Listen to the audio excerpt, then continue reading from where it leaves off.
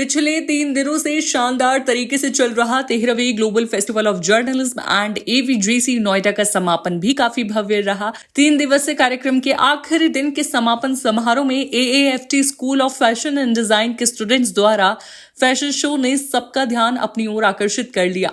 Fashion show की शुरुआत दीप प्रज्वलन से हुई। डॉक्टर संदीप मारवा ने कहा, फैशन के रुझान अवसर तेजी से बदलते हैं और फैशन अक्सर इन प्रवृत्तियों के नवीनतम संस्करण का वर्णन करने के लिए प्रयोग किया जाता है, क्योंकि फैशन एक आर्ट है। कार्यक्रम में डॉक्टर संदीप मारवा द्वारा अतिथिगण को फेस्टिवल मोमेंटो देकर सम्मानित किया गया। बता दें कि ट्रेडिशनल थीम पर आधारित फैशन शो, जिसने रंगीन दुनिया और उसके अद्भुत ग्लैमर को समर्पित इस फैशन शो ने कार्यक्रम में 4 चांद लगा दिए। शो में न सिर्फ बॉलीवुड की ट्रेडिशनल विरासत को दिखाया गया, बल्कि इसके साथ आधुनिक फैशन को भी बेहतरीन संगम दिखाया गया। फैशन शो में मॉडल्स ने रैम वॉक पर अपने टैलेंट का जलवा बिखेरा, जिससे ये समा और ज्यादा खूबसूरत हो गया।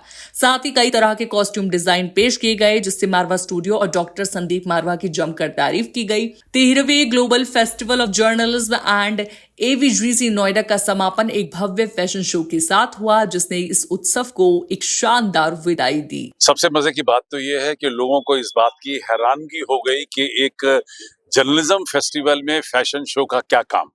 और यही हम लोगों को बताना चाहते हैं कि जब प्रेस काउंसिल ऑफ इंडिया बनी थी देश के अंदर, तो 3 मुद्दों को लेकर मीडिया को बताया गया था कि ये आपकी जिम्मेदारी है। पहली जिम्मेदारी टू इन्फॉर्म, इंफॉर्मेशन। सेकंड जिम्मेदारी टू एजुकेट, एजुकेशन। और तीसरी जिम्मेदारी टू एंटरटेन मासेस। और ये जिम्मेदारी भी मीडिया की आती है, चाहे वो अखबार हो, रेडियो हो, टेलीविजन हो, ओटीटी चैनल हो या न्यू मीडिया हो। आपकी ये 3 जिम्मेदारियां हैं समाज के प्रति कि आप उन्हें मैक्सिमम इंफॉर्मेशन दीजिए, मैक्सिमम उन्हें एजुकेट करिए और मैक्सिमम एंटरटेनमेंट करिए।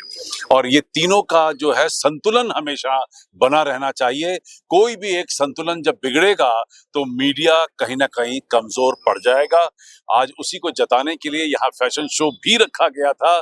जैसे पहले दिन एक म्यूजिकल प्रोग्राम रखा गया था कि जहाँ से workshop, seminar, symposium, interaction programme करके हम लोग इंफॉर्मेशन बांट रहे हैं, एजुकेशन बांट रहे हैं, वहाँ एंटरटेनमेंट भी उतना ही जरूरी है। Hello, good evening, everyone. I'm Dr. Utsav. Thank you so much for, you are the people, the media person is the strength of this nation.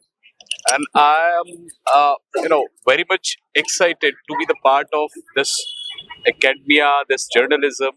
And most importantly, this is not merely just an award. It's a token of respect for all the persons, those who are working in this field, and those who are really wanted to be the part of the development for this particular nation.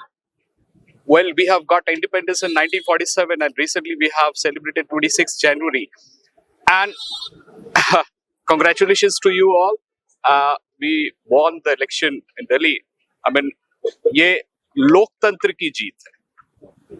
ये लोकतंत्र की जीत इसलिए है क्योंकि आप लोगों की वजह से लोग जागरूक हैं, लोग अपना हिस्सा जो है अपना जो पार्टिसिपेट करते हैं। एंड ये अवार्ड आप लोगों के लिए है। This is not only for me.